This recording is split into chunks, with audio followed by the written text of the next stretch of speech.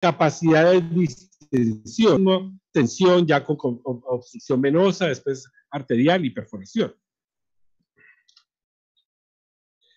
Y lo que no queremos que llegue a esto, por ejemplo, un paciente que con una obstrucción intestinal, claramente con una asa ya necrosada, estrangulada, es decir, que hay compromiso vascular de la asa comprometida. Ven la disección, una obstrucción en asa cerrada, porque viene eso, los asas intestinales están en buen estado, y la asa comprometida ya completamente necrosada.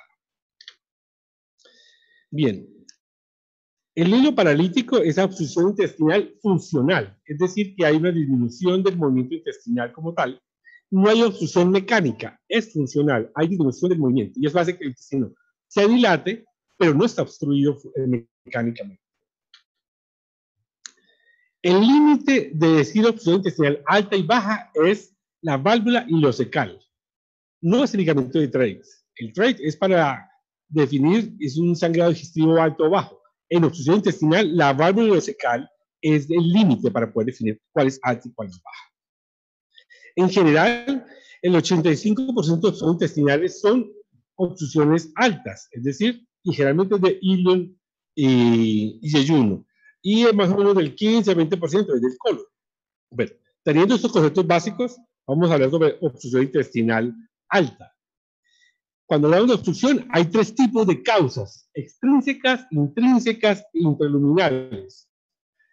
Las extrínsecas son las que están comprometiendo por fuera de la pared del intestino, que lo comprime generalmente, que hace una constricción de la luz del intestino, como las adherencias, hernias, tanto internas como externas, es decir, internas de las hernias que van de la pared abdominal, generalmente inguinal o femoral, hernias internas por defecto del meso que se introduce un asa sobre el mesenterio y forma una hernia interna. Cuando hay tumores o abscesos que comprimen el intestino, o las adherencias o el problema inflamatorio comprime que forma para contener el absceso, puede ocluir una asa intestinal. Las causas intrínsecas, tal vez la más frecuente, es los tumores de la pared del intestino, que crecen y logran obstruir la luz del intestino como tal. Pero no hay nada dentro del lumen, el lumen está limpio. Lo que está obstruyendo la pared la pared del intestino. Lo vemos, por ejemplo, en los hematomas, un trauma cerrado de abdomen, trauma del yeyuno, formó un hematoma en el yeyuno, y fue tanto el hematoma que obstruyó el intestino. Endometriosis. Hace 2 años publicamos un caso de una mujer de 30 años con endometriosis en la pared del yeyuno, del ilion distal, que le generó una obstrucción severa, una masa casi de 5 centímetros obstruyendo la luz del intestino. Pero era una causa intrínseca, es de la pared del intestino. Y las causas intraluminales son, como el ejemplo más clásico es la intususcepción, los cálculos biliares, el famoso el hilo biliar, los besoar, cuerpos extraños, o los tumores de la mucosa pediculada que pueden producir obstrucción del intestino. En general, estas son las 4 causas más frecuentes de obstrucción intestinal alta: las hernias de la pared abdominal, las adherencias, la intususcepción y el volvulus. Tal vez lo más frecuente son estas 2, adherencias y hernias, tal vez mayor adherencias que hernias. La intususcepción, recuerden que esto lo vemos en los pacientes de los extremos de la vida, o en los muy niños de 2 añitos o menos, o en los muy ancianos, mayores de 70 años. Los volvulus del intestino delgado generalmente los vemos, puede ser por torsión, pero de manera primaria es infrecuente. Generalmente un volvulo secundario, es decir, que una adherencia volvula el intestino, pueden volvular el intestino y producir la obstrucción como tal. Aquí estamos en este pastel, y generalmente las causas más frecuentes de obstrucción intestinal alta, y vemos que las adherencias siguen siendo tal vez la causa más frecuente en obstrucción intestinal alta, y seguido pues las hernias de la pared abdominal. Con respecto a la fisiopatología, observamos que cuando hay una obstrucción del intestino, hay inicialmente una disminución de la torsión y la secreción sigue de manera normal. Y al ver que esa secreción esa obstrucción persiste, disminuye aún más la absorción y la secreción comienza a disminuirse. Aquí nos faltó la flechita. Y después ya comienza una sobredistensión y acúmulo de esa secreción dentro del intestino proximal. Esa secreción favorece ese acúmulo de líquido, favorece la proliferación bacteriana, hay translocación, obviamente hay pérdida de tejido, hay un tercer espacio, pérdida de líquido, hay un tercer espacio, y Posteriormente hay una compresión del drenaje venoso. Posteriormente, si continúa una obstrucción del drenaje arterial, es decir, que ya de la aplicación vascular, entonces va a tener una isquemia. Y si continúa, entonces termina la necrosis y perforación. Si lo miramos, por ejemplo, con respecto a la presión intraluminal, un intestino delgado dentro del lumen tiene una presión del 2 a 4 milímetros de mercurio. Pero ya cuando comienza algo de obstrucción debe tener en promedio más de 30 milímetros de mercurio. Y cuando ya hay un compromiso de la circulación venosa, es más de 50 milímetros de mercurio. Es decir, un poco casi el promedio de la presión arterial media. Y si es más de 90, el paciente generalmente ya tiene compromiso de la circulación arterial, aparece la necrosis y ya el estallido severo, que lo que nunca queremos que llegue un paciente así, es con una presión mayor de 120 milímetros de mercurio. Clínicamente vemos inicialmente un peristaltismo aumentado, un intestino luchador contra esa obstrucción, después comienza a disminuirse y lo más aterrador para nosotros es el famoso silencio abdominal, que lo que quiere decir es que ya el intestino se venció, se rindió y ahí tiene el problema de pensamos que haya isquemia o perforación. Los síntomas de la obstrucción intestinal va a depender del contenido del intestino mismo, va a depender del grado de la proliferación bacteriana y el grado de duración de la translocación, el grado y la duración de la alteración de la motilidad, obviamente el estado de perfusión y el nivel de obstrucción. El nivel es importante porque clínicamente nos permite determinar o nos hace sospechar qué tipo de obstrucciones nos estamos enfrentando. Por ejemplo, la proximal, o sea, la obstrucción en asa abierta, realmente es un cólico intermitente, a diferencia de la cerrada, que es es rápida, el dolor es rápido y empeora rápidamente. El vómito generalmente es un gran volumen bilioso, por ejemplo, la proximal abierta, y la obstrucción cerrada puede ser prominente y es más de reflejo y es mucho más el dolor que el vómito. Y así sucesivamente ven que la obstrucción, ya la obstrucción intestinal baja, es mucho más lenta en sus síntomas, es más larvada, son de varios días. Muchas veces los primeros días no tiene mayor síntoma. Su único síntoma puede ser algo de distensión abdominal y el paro fecales, que puede ser algo incómodo, generar algo de disconfort, pero ya generalmente después del cuarto, quinto día el paciente ya consulta porque comienza con el vómito fecaloide. Bien. Los síntomas y compromiso sistémico pues va a depender del grado de compromiso del paciente, el grado de deshilatación, si es una obstrucción de asa cerrada, abierta, si ha sido ya repetición y el tiempo de evolución de la enfermedad. Los métodos diagnósticos que empleamos, siempre hemos recomendado por la radiografía simple que nos ayuda. De primera etapa es un buen método diagnóstico en el sentido que nos puede orientar si es una obstrucción intestinal. La radiografía con contraste, las vías digestivas, estómago duodeno, ultraintestinal, eso es lo que no nos queda claro si hay una obstrucción como tal o es un mio paralítico. Entonces, o determinar el sitio de obstrucción como tal, una radiografía con contraste nos puede ayudar. La ecografía generalmente no es un método muy socorrido porque el ecografista necesita que tenga una buena ventana y el gas y el aire que está dentro del intestino les interfiere en el estudio ecográfico y por tanto es un estudio que es realmente de poca utilidad.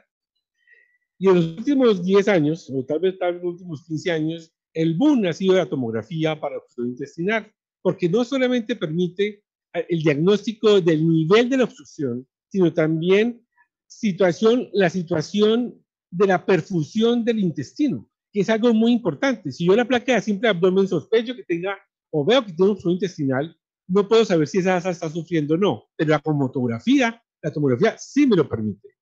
Y además de eso, me determina otro tipo de obstrucciones que lo va a ser difícil diagnosticar a través de una radiografía simple, como por ejemplo una obstrucción intestinal por una hernia interna, por ejemplo.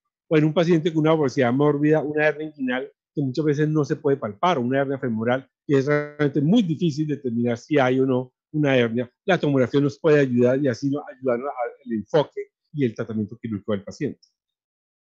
Como ustedes ven, es una radiografía simple de abdomen, el paciente en bioprestación, ven los niveles hidroaéreos y estos son los niveles, miren ustedes, este es un nivel hidroaéreo, miren que tiene más de 4 centímetros, eso está indicando que tiene una obstrucción mecánica, el tamaño del nivel y sobre todo que tenga, si nosotros seguimos el asa, tiene otro nivel escalonado.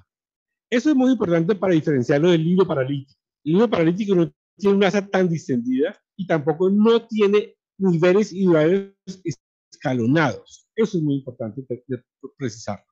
Es una placa, este es el mismo paciente, un paciente en decúbito, que ustedes ven las válvulas conniventes del intestino delgado, que se pueden diferenciar de las válvulas, de las austas del colon. Las austas del colon no llegan a través de todo de intestino a intestino, a diferencia que si las válvulas conniventes se van de intestino de lado a lado. Bien. Bueno, esos son los signos radiológicos que tiene una paciente con una obstrucción intestinal, pero ya lo acabamos de mencionar en la diapositiva anterior. Esta es la parte que yo les digo es muy importante. Entonces, pacientes que tienen niveles hidroaéreos escalonados, con tamaños de, bueno, esta es la capa gástrica, pero por ejemplo, este nivel tiene un nivel de 4 centímetros. Es un nivel ya patológico. Se nos hace pensar que tiene obstrucción intestinal mecánica, ¿cierto? Y miren los niveles escalonados, ¿sí ven? Una asa y otra asa. Y aquí se mide, en general, este mide 2.5, este debe más de 3.5. Esto es patognomónico de obstrucción intestinal mecánica. Otro ejemplo, miren los obstrucción intestinal, los niveles hidroaéreos, el tamaño del nivel hidroaéreo, que es algo muy importante que hay muchos libros no lo mencionan, pero en los últimos 10 años se ha podido depurar mejor los signos tomográficos y ese es de un gran valor. Bien, a veces en la radiografía simple no podemos ver el paciente, no lo podemos poner de pie, el paciente puede tener una discapacidad motora,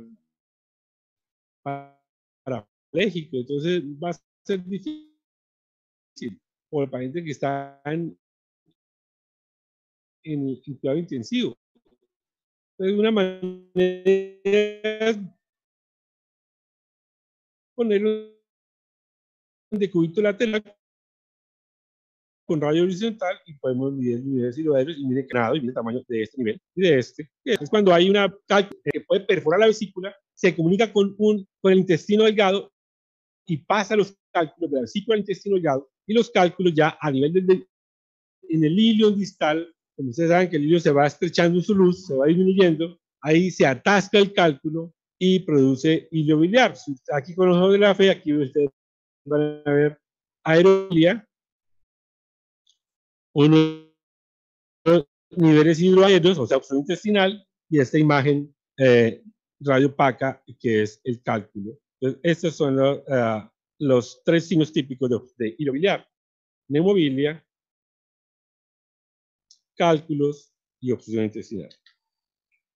Como mencioné antes, el tratamiento intestinal nos sirve para aquellos pacientes que queremos caracterizar mejor la condición. Por ejemplo, los pacientes con enfermedad de Crohn, que no podemos precisar que puede tener una obstrucción intestinal por inflamación severa de la mucosa, o puede formar estenosis del colon o del intestino delgado, y queremos saber si hay sitios específicos para poder llevar a cirugía, o con un tratamiento médico con antiinflamatorios, etcétera, puede solamente salir adelante el paciente. Entonces, por eso, los medios de contraste nos puede determinar zonas de estenosis. Como vemos aquí, una estenosis aquí del ilion distal, pero vemos aquí, pues, posteriormente vimos que era una estenosis extrínseca, era una compresión extrínseca del ilion, porque por bridas no podemos ver bridas ni por tomografía, ni la vemos por radiología. No son identificables las bridas, las sospechamos, pero no las vemos. Bien, aquí la tomografía, como mencionábamos, el engrosamiento de la pared, ustedes ven la pared del intestino, acá a través del medio contraste, hay engrosamiento de la pared que está obstruido, como ustedes ven, un cuadro de obstrucción intestinal clara. Aquí lo mismo. Esta es una reconstrucción que hacen ahora los radiólogos, y esto pues se ve muy bonito, muy interesante, ojalá llegáramos algún día que fuera así rápido en 10 minutos. Estos son reconstrucciones que gastan por lo menos 12 o 18 horas del técnico para que le salga uno esto. Ya hay de la tecnología, pero realmente es difícil, ¿no? Al hospital no le va a gustar que uno pida una tomografía con reconstrucción a color del intestino porque van a gastar, pues en 3 días vamos a tener resultados. ¿Ya para qué? Tiene que estar operado, muy seguramente. Bien, pero esto creo que vamos a futuro a esto. Aquí sí pueden lograr identificar la brilla que estamos siguiendo como tal. Bien, lo mismo que acá, una obstrucción intestinal con una obstrucción en asa cerrada, como ustedes ven. Muy interesante, muy bonita, pero todavía nos falta algún tiempo para que lleguemos a que esos estudios nos salgan de esa manera. Bien, como les mencioné, algunas hernias de pared abdominal no son fáciles de diagnosticar, sobre todo los pacientes con obesidad mórbida. Y ustedes ven en esta tomografía, miren, el abdomen es realmente pequeño, una gran cantidad de tejido adiposo y un saco herniario claro, con una zona de estenosis y edema, que quiere decir que aquí hay una obstrucción intestinal como tal, aquí adentro, y aquí hay, inclusive aquí hay contenido intestinal, y hay captación del medio de contraste. ¿Sí lo ven? Cómo se pone más blanquito. Está hematizado, está engrosado, está inflamado. Ese paciente hay que operarlo. Bien. Ustedes me disculpan, este cuadro en inglés. Prometo a la próxima semillero traducirlo, pasarlo al español. Me disculpan. Creo que eso es importante. A uno cuando ve esto es como que ya estamos perdiendo. Más de 3 minutos de la pared. Hay una congestión o hay signos de isquemia mesentérica como tal. O hay abundante líquido peritoneal o inclusive con mínimo menoperitoneo. Creo que estamos tarde. Debimos haber operado antes de. La clínica nos falló. Entonces, si bien hay unos signos claros, ojalá nunca lleguemos a esta condición. O si el paciente llega de primero y no tiene una condición neurológica que nos permita dar una información adecuada, pues la tomografía nos va a ayudar en ese sentido. Y pues acelerar el procedimiento quirúrgico. Bien, esta es otra causa de obstrucción intestinal, la invaginación, como lo mencioné. Hay extremos de la vida, se ven en los niños y en los ancianos. Y el hilo paralítico es el coco. Ese es como el diagnóstico diferencial de obstrucción intestinal. Y lo que pasa es que hay muchas enfermedades que pueden cursar con un hilo paralítico y nos pueden confundir porque pueden también cursar con dolor abdominal y confundirnos que sea una obstrucción o sea un abdomen agudo. Entonces, por ejemplo, las metabólicas de hipocalemia, por ejemplo, la cetocidosis, dolor abdominal, distensión, la placa de abdomen tiene niveles hidroaéreos, nos quedamos locos, los vamos a operar. No, en esos pacientes que no queda claro el cuadro de obstrucción intestinal, una tomografía es de gran utilidad. Y sobre todo, si vemos que no tienen los signos claros de obstrucción intestinal por la placa de simple, pues una tomografía sería de gran ayuda. Lo otro es que hay unas enfermedades quirúrgicas que cursan con abdomen agudo, perdón, que cursan con hilo paralítico y nos pueden confundir, como por ejemplo una apendicitis.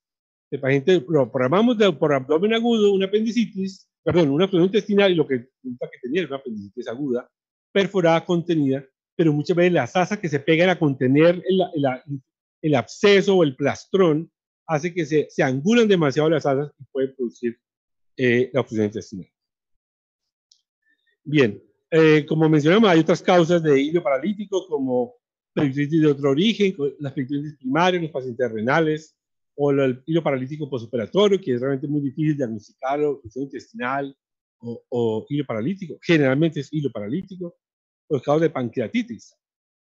Bien, y acá otras que tal vez la más frecuente que nos vemos en nuestro medio es el trauma requimedular, son los pacientes que tienen un politraumatismo, tienen un requimedular, y entonces nos llaman a los 2 días porque un abdomen gigantesco, y obviamente, usualmente es por hilo paralítico por el trauma requimedular.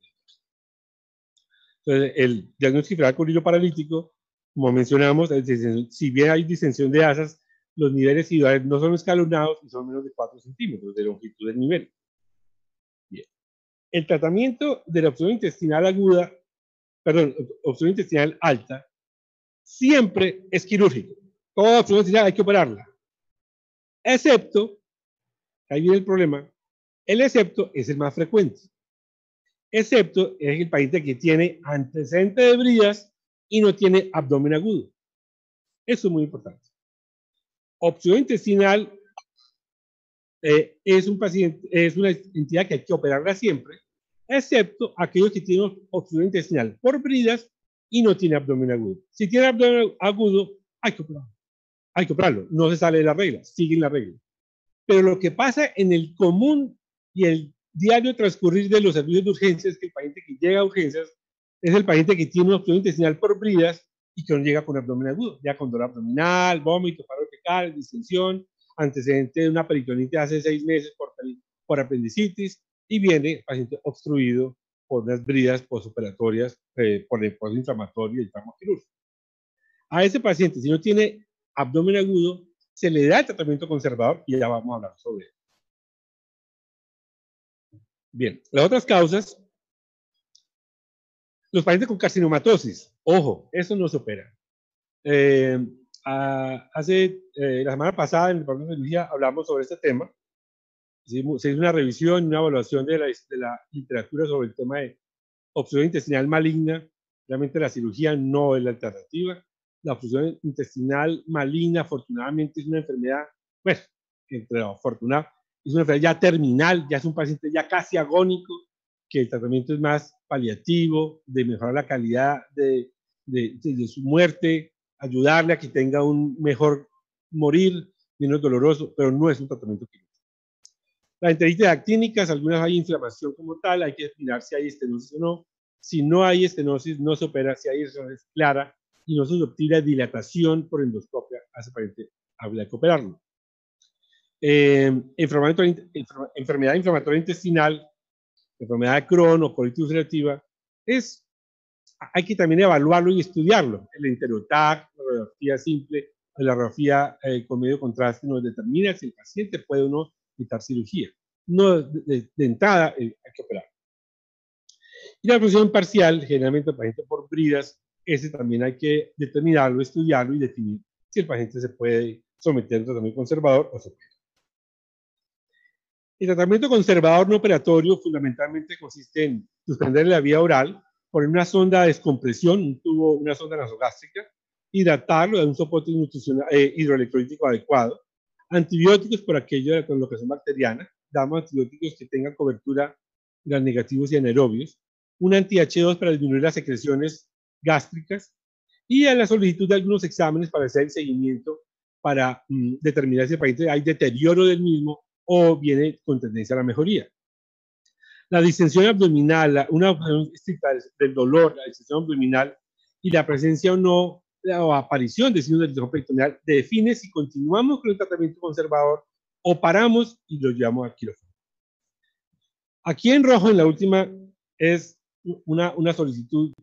Claro, es que por favor no utilicemos antiespasmódicos. Porque antiespasmódico lo que hace la buscapina es que disminuye la lucha peristática, disminuye el movimiento intestinal. Y si queremos que el intestino arranque, más bien le ponemos unos analgésicos y no un antiespasmódico, porque vamos a alargar la cosa. Entonces no es como lo más correcto la buscapina. Yo sé que por muchos años muchos profesores lo han recomendado, pero no es la recomendación. Ahora lo que se ha demostrado que ayuda para la obstrucción intestinal los AINES, eso sí ayuda. Entonces está demostrado, hay evidencia 2A con respecto a los AINES en la obstrucción intestinal. Pero ojo, hay que tener cuidado porque acuérdense que ellos producen falla renal, pueden favorecer una falla renal. Hay que estar muy bien con respecto a la falla, a la función renal y hacer un seguimiento adecuado, pero el AINES nos puede ayudar. El diagnóstico y el tratamiento de la obstrucción intestinal aguda ha generado, o generó pues en esta década, generó un grupo, que es el grupo de Bolonia, que es un grupo internacional, norteamericanos, europeos, australianos, japoneses, el cual crearon unas guías de manejo para obstrucción intestinal, pero fundamentalmente obstrucción intestinal por bridas, por adherencias, y no la obstrucción intestinal global, porque ya todos sabemos que hay obstrucción intestinal primaria, eso hay que operarlo. El problema es el paciente con obstrucción intestinal por bridas, ¿cómo lo vamos a hacer? Como ustedes ven, aquí hay la primera guía que fue en el 2009, después ya fue la del 2013, después vino la actualización, la del 2017, que creo que lo hice llegar como material de estudio, la del 2017. Bien, Y la vamos a hacer, vamos a seguirla, es muy fácil. Hacemos una evaluación inicial y determinamos si el paciente con obstrucción intestinal requiere una cirugía urgente. Es decir, está estrangulada, hay isquemia, hay peritonitis, perforación, tiene abdomen agudo. Si lo tiene, entonces, bueno, perdón, ahí además de eso miramos si hay obstrucción intestinal por bridas. Si hay obstrucción por bridas, si lo es, determinamos un TAC con medio contraste. Perdón, aquí, si quiere cirugía urgente, creemos que sí, va de una vez para la cirugía. Aquí me faltó la flechita que va directamente aquí, a cirugía. Si no creemos que tenga isquemia en estrangulación y peritonitis, y creemos que es obstrucción por bridas, entonces nos vamos a una tomografía con medio hidrosoluble, ojalá gastrografina. Gastrografina es un medio de contraste que se está utilizando, que produce un efecto hiperosmótico que hace que se desematice un poco la pared abdominal y ayuda a que el paciente defeque, desematiza la pared del intestino, es decir, que ayuda a mejorar la obstrucción intestinal por bridas. ¿Por qué? Porque desematiza la mucosa del intestino, la que necesita donde está obstruida. Entonces tiene un gran impacto y es obligatorio el empleo de este tipo de medio de contraste. Aquí en la ciudad ya hay en la León 13 gastrografía. Estamos convenciendo al hospital para que nos la compre aquí en San Vicente. Porque sí, la literatura es contundente y que mejora. Es una buena ayuda. Bien, entonces, según como aparezca la tomografía, pues vamos al fin de ese paciente, hay que operarlo o no. Es decir, que tiene signos de isquemia o hay una obstrucción en asa cerrada, que eso no va a mejorar, pues hay que operar. Si hay una obstrucción simple, lo podemos dar en manejo médico porque lo podemos hacer desematizar la mucosa y el paciente va a volver a arrancar. Entonces, si no tiene signos que requieran una expresión quirúrgica, entonces le damos antibióticos, después no la vía oral, líquidos endovenosos y le damos una sonda de descompresión, una sonda nasogástrica. Si el paciente mejora, entonces podríamos pensar, y específicamente cómo mejora el punto de vista radiológico, que haya en 24 a 36 horas, haya medio contraste ya en el colon. O sea, le damos un espacio, no vamos a esperar que tenga 6 horas ya material de contraste en el colon, no, pero si ya hay en 24 a 30 ya hay material de medio contraste, es decir, que el paciente está pasando y está mejorando, y por tanto le damos un mayor espacio y comenzamos de manera ya conservador y continúa hasta que el paciente se resuelva el problema. Pero si el paciente vemos que la obstrucción intestinal con el medio contraste no resolvió y el contraste no ha pasado al colon, ese paciente va a requerir cirugía aunque no tenga ningún síntoma.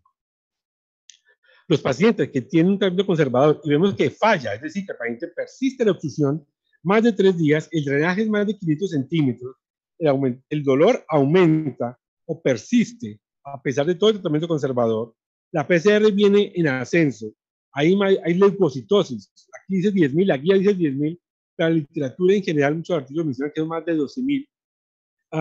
O cuando vemos que el líquido peritoneal va de 500, nos hace pensar que el tratamiento conservador está fallando y por tanto hay que llevarlo a cirugía. Este es un caso de una obstrucción intestinal por una invaginación, como tal, ustedes lo ven, que esto generalmente intentamos nosotros manualmente hacer la reducción como tal, y si no lo podemos, o algunas ya desinvaginadas, vemos el asa que está comprometida desde el punto de vista vascular, hacemos la reacción intestinal y en las. Bien, la cirugía por laparoscopia está muy de moda en los últimos 15 años y ha sido muy controversial el definir cuándo un paciente hay que llevar a una obstrucción intestinal a una laparoscopia. La laparoscopia tiene la ventaja es que se ha demostrado que produce menos adherencias que la cirugía abierta. Partamos de ese principio. En ese sentido es mejor. El problema es que no tiene una buena visión global de todas las asas. Y el procedimiento son largos. Generalmente son de cirugías de 4 horas, 5 horas. Es muy dispendioso. Las guías recomiendan que aquel paciente que tenga, se va a someter por un cirujano que tenga experiencia amplia en la laparoscópica avanzada, que ojalá no tenga menos de 2 cirugías, menos de 2 laparotomías previas, porque pacientes de más de 2 laparotomías van a tener mucho más adherencias y va a ser inclusive muy difícil el acceso con los trocales a la cavidad abdominal. Y ojalá que por tomografía encuentre que hay un solo sitio de obstrucción, va a ser mucho más fácil. Entra el cirujano y se libera las asas, encuentra ese sitio de obstrucción, lo corta, lo reseca y el paciente se mejora. Ese es el éxito. pero si encuentra un abdomen prácticamente congelado, es decir, con una múltiple adherencia a todo pared, la laparoscopia no tiene ninguna acidez. En este caso, por ejemplo, unas asas adheridas a la pared abdominal al sitio de la cirugía se liberan y mejora el paciente. Pero mire que hay unas restricciones para la laparoscopia. Bien, comencemos pues ahora, obstrucción intestinal baja. Como mencionamos, es una obstrucción que se instaura de manera lenta. Usualmente la causa de la obstrucción está en el colon sigmoides o en el colon izquierdo. O inclusive puede manifestarse obstrucción intestinal baja como una obstrucción alta cuando la válvula de ileocecal es incompetente. Cuando la válvula ileocecal es competente, no va a presentar un cuadro de obstrucción intestinal alta porque la válvula lo va a defender. Entonces va a haber el cuadro del colon muy distendido, que esos pacientes generalmente hay que operarlos. ¿Por qué hay que operarlos generalmente? Porque tienen un porcentaje muy alto que como causa de esa obstrucción es un carcinoma. Vuelvo un 9%, y aquí otras causas. Aquí quiero aclarar que es 4%. Generalmente el colon, si bien le da obstrucción, le dan adherencias, es muy raro una obstrucción intestinal por adherencias en el colon. Es realmente exótico. Aquí la literatura me dice que el 4%, pero yo creo que en la experiencia, yo llevo 24 años de esta profesión como cirujano y nunca he visto una obstrucción intestinal baja por adherencias. Generalmente hay tumores, hay engrosamientos severos del colon por diverticulitis a repetición, hay hernias internas, hernias de pared abdominal, pero no adherencias. Como vemos, este es el cuadro, la imagen típica, obstrucción intestinal baja, generalmente por un tumor en colon sigmoides. La segunda causa es los vólvulos del sigmoides, generalmente se dan el 6, 60, 80% del colon sigmoides, y el porcentaje restante del ciego, que es una entidad evidentemente quirúrgica. La fibropatología es muy semejante, sin embargo, pues hay una obstrucción, hay distensión, y por la distensión y disminución del reflujo venoso y arterial, aparece la isquemia y la perforación. Entonces hemos visto que entre más distensión, ahí sale de la plaza, entre más, el ciego es más susceptible de perforación porque entre más se distiende, más disminuye la posibilidad de descompresión, y aparte de eso, hay mayor isquemia y se perfora. Entonces es frecuente que uno encuentre paciente con cáncer de colon, sigmoides obstruyendo y el ciego necrosado. ¿Qué nos toca hacer? Reducción del sigmoides y microectomía derecha. Una cirugía muy grande, muy mutilante para el paciente, pero desafortunadamente son casos que pacientes no consultan a tiempo. Bien. El cuadro clínico, como mencionamos, es un dolor progresivo, intermitente, a constante, es difuso, generalmente comienza como el hipogasto y después se vuelve muy difuso, el paciente no lo localiza con claridad. Ahí está el paro de fecales, ya el vómito, el análisis del vómito ya es en la fase final del cuadro clínico, ya un cuadro ya mucho más avanzado, es el típico vómito fecaloide. El abdomen se calienta por ser muy distendido y claramente muy timpánico, y los signos de obstrucción intestinal va a depender generalmente del grado de isquemia del intestino.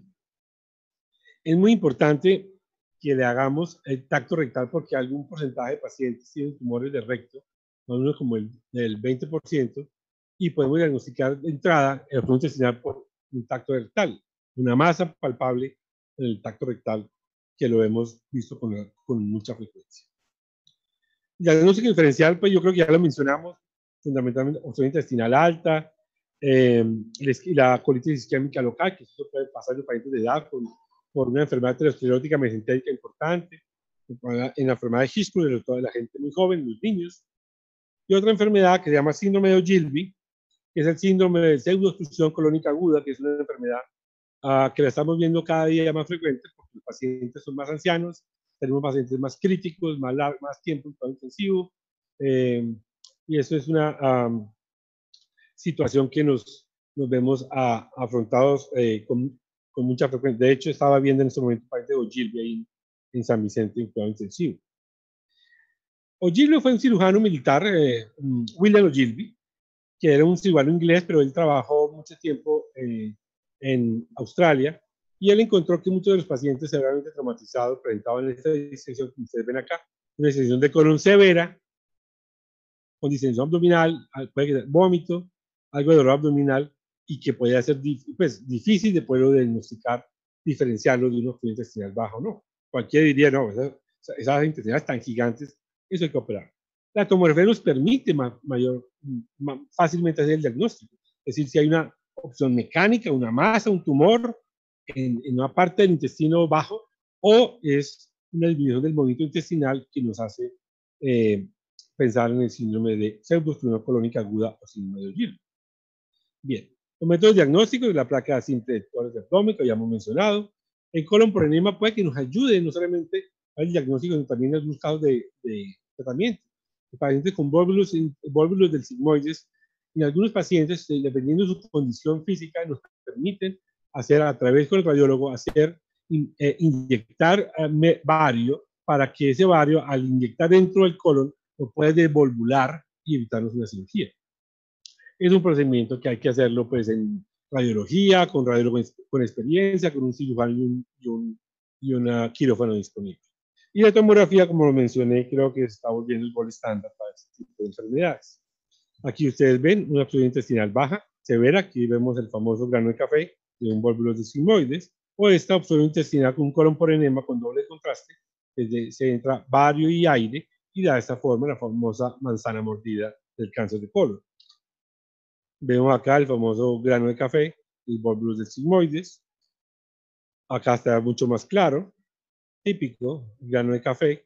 Y si hacemos medio contraste, vamos a ver aquí el pico de pájaro típico que entra aquí en la ampolla rectal, y aquí en el sitio de la obstrucción en asa cerrada, son asa cerrada, vemos la forma del pico de pájaro. Bien, este es un volvulo del ciego, o también el grano de café, pero lo vemos del lado derecho. Bien, la coprostasis pues es la impactación fecal severa, que lo vemos cada vez en los pacientes que están postrados y tienen un estado funcional muy pobre, que nos permite hacer una radiografía simple, aclarar realmente si el paciente tenemos que reblandecer esta materia fecal para poder desobstruir el paciente. O nuestros cuerpos extraños en recto, que eso lo vemos con alguna frecuencia, y que generalmente el paciente se queja pues de dolor, y ya después a puerta cerrada informa lo sucedido. Bien, una vez más, el tacto rectal es fundamental en la evaluación de este tipo de pacientes. El tratamiento quirúrgico es mandatorio en este tipo de obstrucción intestinal, excepto en el paciente con impactación fecal, que no haya perforación, no haya perforación estercorácea. Si no haya perforación, entonces lo blandecemos la materia fecal, la sacamos manualmente, poco a poco, pero el resto todos son de tratamiento quirúrgico. ¿Qué le hacemos? O una colostomía, o una cecostomía en el caso de enfermedad de Gilby, si no mejoró con el neostigmina, o una colectomía parcial, segmentaria, microlectomía, una devolvulación y fijación del meso, o una resección intestinal, anastomosis, o una colostomía derivativa. Entonces, en conclusión, la obstrucción intestinal es una enfermedad frecuente que lo vemos en los servicios de urgencias a todas las edades. Puede tener múltiples causas. Generalmente la causa más frecuente en los adultos es la obstrucción intestinal por bridas, que si no tiene abdomen agudo le podemos ofrecer un tratamiento conservador, porque si no podemos aumentar el riesgo de más bridas a futuro de ese paciente. El diagnóstico temprano está asociado obviamente a mejores resultados, y según la causa de la obstrucción le podemos ofrecer el tratamiento médico conservador o le ofrecemos un tratamiento quirúrgico. Bueno, muchas gracias. Tenemos un espacito para las preguntas.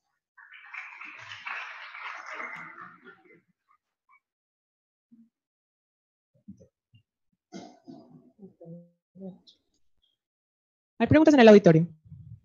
Listo. Doctor, entonces en la telepresencial tenemos algunas preguntas. La primera, semiológicamente, ¿cómo diferenciar una obstrucción intestinal alta de una baja? El paciente, la obstrucción intestinal alta, en el interrogatorio, el paciente tiene un cuadro agudo, rápido, generalmente menos de 18 horas, con náuseas, vómito, distensión, un dolor cólico, con paro de fecales. Y usualmente, como es la causa más frecuente, generalmente tiene antecedente de una cirugía abdominal que genere adherencias. Generalmente las laparotomías medianas por peritonitis o por trauma producen un número importante de adherencias.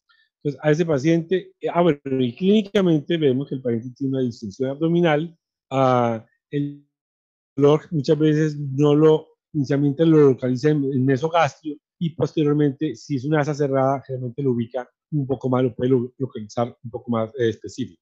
La obstrucción intestinal baja, el paciente tiene un cuadro más larvado, más de días, de 3, 4, 5 días, una distensión muy marcada, casi asintomática. El paciente se queja de algo de distensión, de disconfort abdominal, pero no hay un dolor severo. Ya en la fase muy avanzada, el paciente comienza con vómito fecaloide y dolor abdominal. Obviamente, el examen físico es un abdomen gigantesco, un abdomen de batracio, timpánico, generalizado. Eso es típico de la obstrucción intestinal. ¿Cuál es el mejor tratamiento para una coprostasis? Eso depende de la condición y del estado de la impactación fecal. Si es una impactación fecal que solamente está en la ampolla rectal, la hidratación de la materia fecal, hidratarla, colocarle enemas de solución salina y en solución salina jabonosa, le ayuda.